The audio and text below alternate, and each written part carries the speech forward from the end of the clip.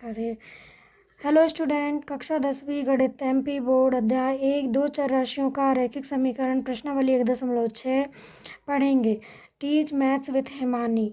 ठीक है, उससे पहले आप मेरे चैनल को लाइक करें, सब्सक्राइब करें तथा अपने दोस्तों के साथ शेयर करें।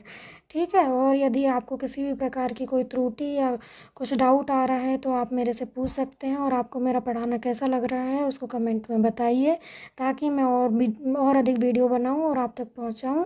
और आपको 9वीं 10वीं 11वीं 12वीं की हिंदी और इंग्लिश मीडियम NCERT और MP बोर्ड CBSE बोर्ड की ये फ्री ऑफ कॉस्ट मैं वीडियोस प्रोवाइड करा रही हूँ। फ्री ऑफ कॉस्ट है सब कुछ। ठीक है, तो अपने दोस्तों को भी शेयर करो और उन्हें भी इस बारे में बताओ।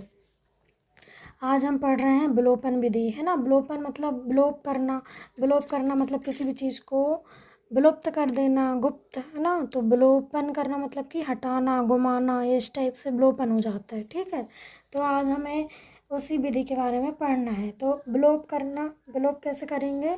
सबसे पहले हम क्वेश्चन दिया है उसको लिखेंगे। प्रश्न क्या दिया है, 3x धन 2y बराबर 4 1 यानी 41, 2x धन 3y बराबर 4 यानी 14।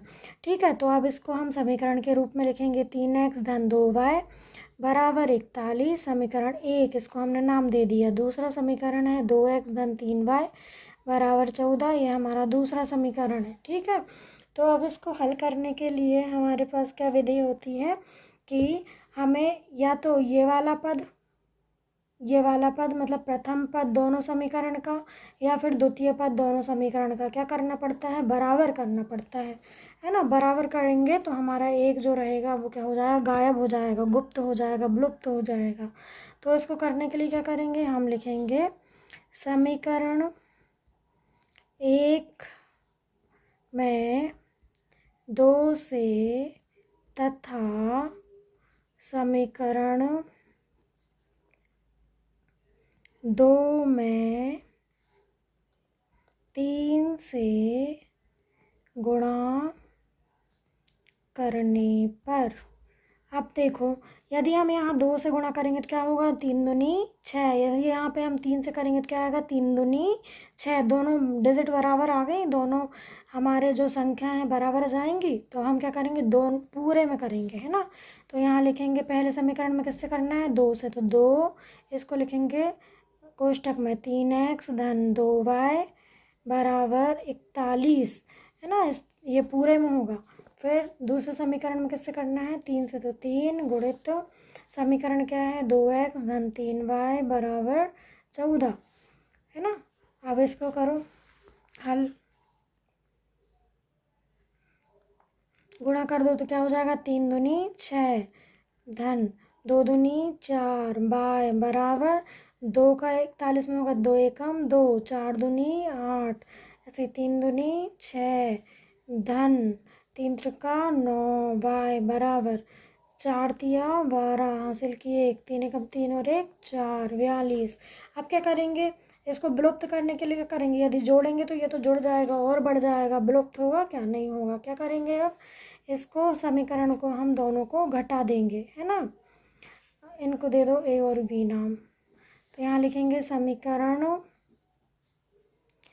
A माइनस B, या फिर ऐसा भी लिख सकते हैं कि समीकरण A में से समीकरण B को घटाने पर, घटा दो क्या आएगा, 6x धन 4y बराबर 82, 6x धन 9y बराबर 42। घटा दो, घटाएंगे तो यहाँ पे कोई साइन नहीं है तो क्या आएगा, ऋण। धन ऋण का ऋण, फिर यहाँ धन है तो ऋण। ठीक है, ऊपर के साइन देख के लिखते हैं। अब 6x यहाँ भी है यहाँ भी है तो क्या हो जाएगा, ये घट गया, विलुप्त हो गया, 0 बचा। फिर यहाँ पे देखो 9 है और 4 है ना। तो 4 में से 9 तो घटेगा नहीं, इसलिए क्या करेंगे, हम 9 में से 4 घटाएंगे तो क्या बचेगा हमारे पास, 5y। अब यहाँ देखो, एक धन का एक ऋण का, लेकिन बड़ी संख्या किसकी है, ऋण की, इसलिए साइन किसका आएगा, ऋण का। बराबर 82 में से 42 घट सकता है तो 2 में से 2 गए 0, 8 में से 4 गया 4। अब इसको आगे हल करेंगे तो ऋण 5y बराबर 40 आया, y बराबर 40 बटे ऋण 5 नीचे 5 आटे 40। तो y का मान क्या आ गया, ऋण नीचे है तो ऊपर आ जाएगा ऋण का 8। अब हम इस y का मान कहाँ रखेंगे, समीकरण 1 में रख दो या 2 में रख दो। तो इजी कौन सा है, 2 है, इसलिए समीकरण 2 में y का मान रखने पर, ठीक है, 2x धन 3y बराबर 14। तो 2x धन 3y की जगह क्या आएगा, ऋण का 8 बराबर 14। 2x ऋण और ऋण धन, धन ऋण का ऋण, 8 तिया 24 या तिया 8 24 बराबर 14। 2x बराबर 14, धन ऋण का इस तरफ आएगा धन 24। अब 2x एज इट इज़, इसको सॉल्व कर लो। 4 और 4 8, 2 और 1 3।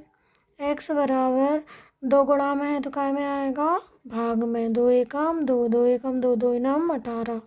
x बराबर 19। तो x का मान क्या आ गया हमारे पास, 19। x बराबर आ गया 19 और y बराबर आ गया ऋण का 8। थैंक यू, स्क्रीनशॉट ले लो आप लोग